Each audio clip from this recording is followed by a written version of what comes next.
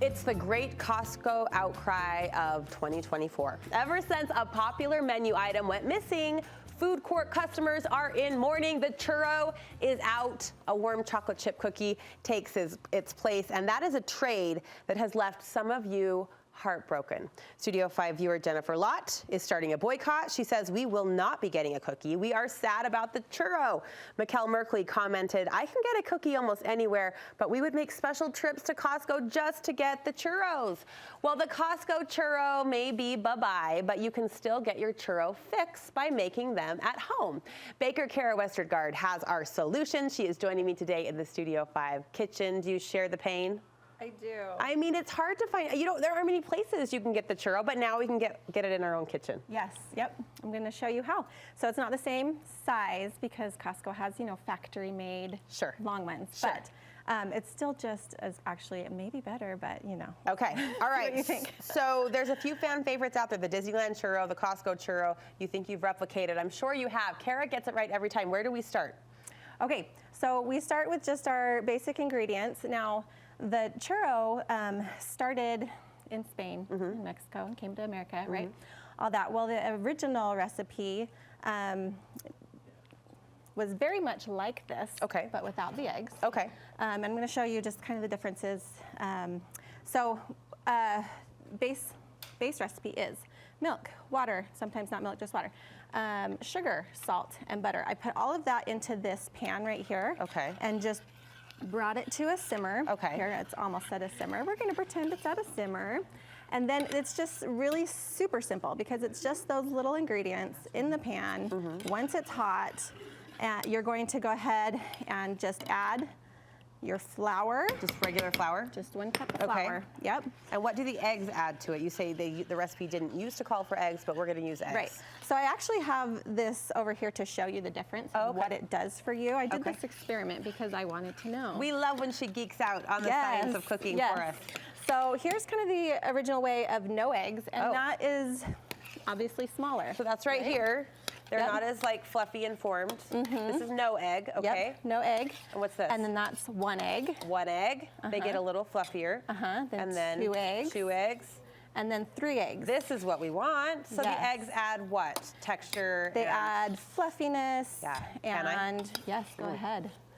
So now what I'm doing here is over the heat. Thank you. I'm just bringing all of that, together. So it's a soft dough. Yep, it started looking like mashed potatoes at first. It kind of starts to turn as you cook it over the heat into more of a Play-Doh consistency, and that's what we're going for. Okay, then what? So now people argue about whether or not this was a choux dough, and without the egg. If it's a what? A choux dough. A choux dough, okay. And it actually is, technically. Okay. So we're gonna take that off the heat, and we're gonna let it, let's see, get this oven to stop doing things for us. We're going to, oh my goodness, we're burning our oil. Oh, we are? We are. We're going to take that off the heat right there. Keeping things in line for TV is fun.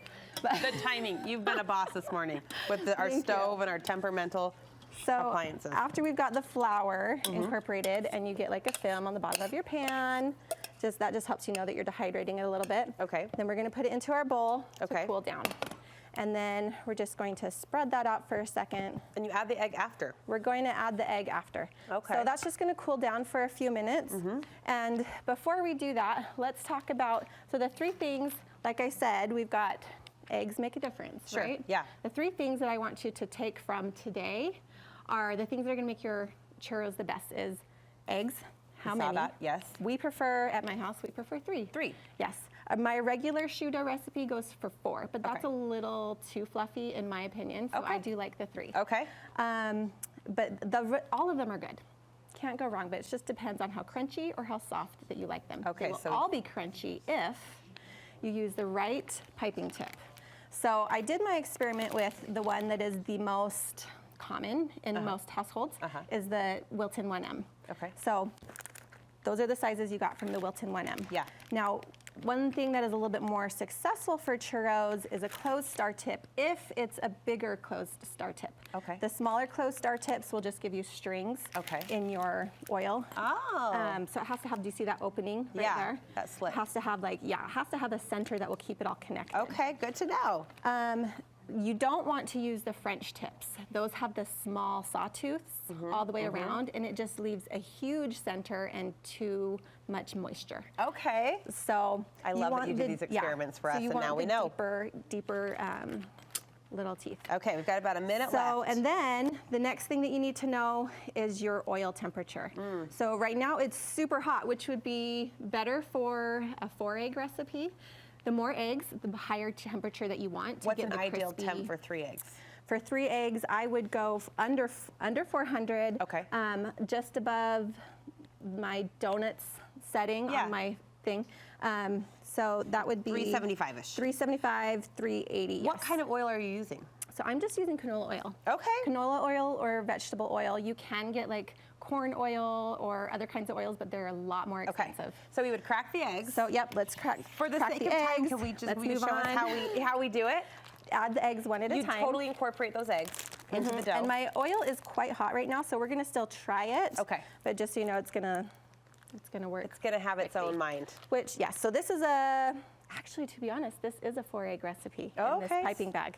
I was gonna make a 3. Anyway, what we're gonna do, we've got our piping bag. I like to grab lower because when you have such a big chunk up here, it tends to bubble out and break your bag. Okay. So I grab lower. I'm going to dip my knife in the hot oil oil. so that I can cut it off. Okay. So I'm gonna hang it. Go. Let it get close to the oil, cut it off. How long will that take in there? So that's just gonna take a couple minutes, and I would rather go by color to be your guide. Okay. Than time. All right, once those are done, I'm sorry I'm moving you along That's here. okay, We move let's them do it. over here to the rack To the cooling and rack. give them a dusting. Yes, and I'll just grab one of these to show you. Yeah. So we move them here to get the oil dripped off for a minute. And then I prefer the extra fine sugar. Oh, okay. A lot of people have debates on that as well, and this sticks the best without clumping up and getting too oily. You've got great dipping sauces for us too. That's one thing Costco didn't offer.